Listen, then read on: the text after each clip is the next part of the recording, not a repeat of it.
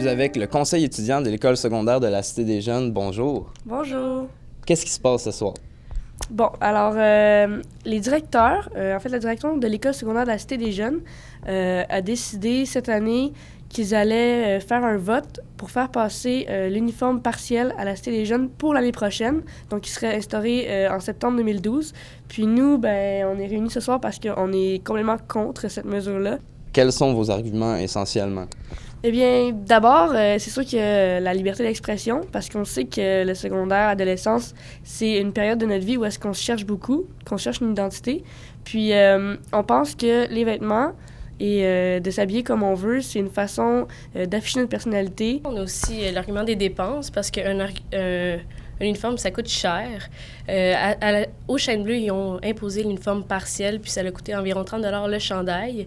Puis ça s'ajoute aux frais du linge qu'ils vont porter la fin de semaine, puis en soirée avec leurs amis. Ensuite, c'est certain que les jeunes vont trouver une autre façon de s'exprimer, que ce soit par les bijoux, les montres à 300 $. On va savoir quand même qui est riche puis qui l'est pas, puis ça amène des disparités sociales aussi. Juste pour que les gens comprennent, c'est quoi un uniforme partiel? Un uniforme partiel, en fait, c'est, par exemple, un polo de couleur neutre avec un logo de l'école, puis un règlement comme des jeans. Qu'est-ce que vous faites pour vous battre contre ça?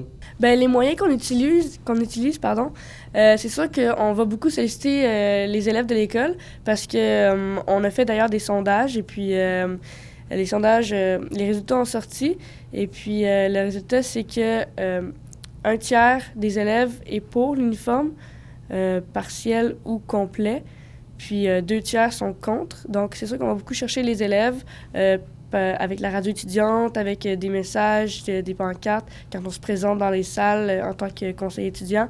On va demander l'appui des élèves. On a une pétition qui est en circulation. On utilise aussi beaucoup Internet, Facebook avec des groupes. Aussi, il va y avoir le vote qui va se faire le 13 décembre au conseil d'établissement. Puis, c'est sûr qu'on va demander à tous les élèves qui sont contre de se manifester. On va essayer de rejoindre le plus de personnes possible qui vont pouvoir se présenter, puis nous appuyer lorsque le vote va se faire prendre pour que le directeur, la direction, toutes les personnes qui siègent puissent voir vraiment que les élèves sont prêts à s'impliquer puis sont prêts à changer quelque chose puis à se battre pour leurs principes.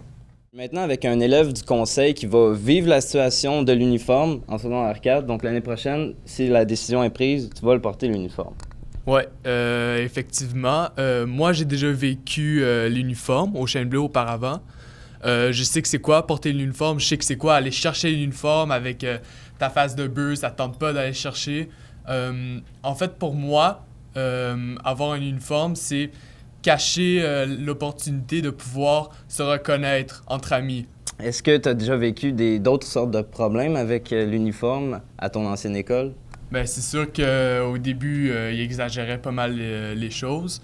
Exemple, tu rentres dans l'école, puis tu es obligé d'enlever tout de suite ton manteau pour pouvoir montrer ton uniforme, parce que tu n'as pas le droit de rentrer dans l'école avec ton manteau, sinon tu caches l'uniforme. Ou d'abord, si tu veux porter un chandail de laine pour te réchauffer dans l'école, là, il faut que tu achètes un gros chandail qui coûte à peu près entre 30 et 40 $. Là, vous parlez de l'opinion des élèves, mais quelle est l'opinion des parents dans tout ça? Personnellement, je suis assez partagée. En ce qui concerne mes enfants, j'ai une fille en secondaire 3 et un garçon en secondaire 5. Ça me dérange pas tellement qu'il n'y ait pas de costume. Je peux pas dire que ça nuit dans leur vie là, de s'habiller en civil, là, normalement. L'avènement d'un costume, je sais que ça en dérange un en particulier. Mais ça me dérange pas trop non plus. Alors, je suis vraiment partagée. Je suis pas contre, mais je pense que ça peut peut-être être avantageux pour certains élèves.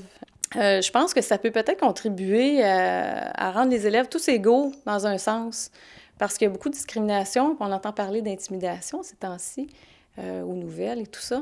Est-ce que, je me pose la question, est-ce que ça peut être quelque chose qui peut aider?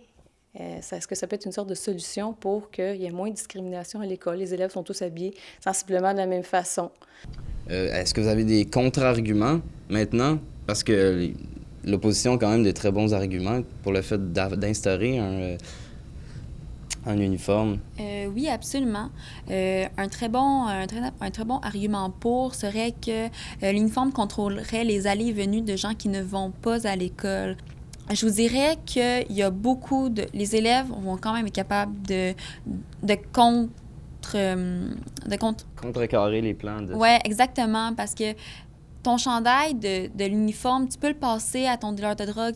Quand tu as fini ton secondaire 5, tu peux revenir puis mettre ton ancien chandail.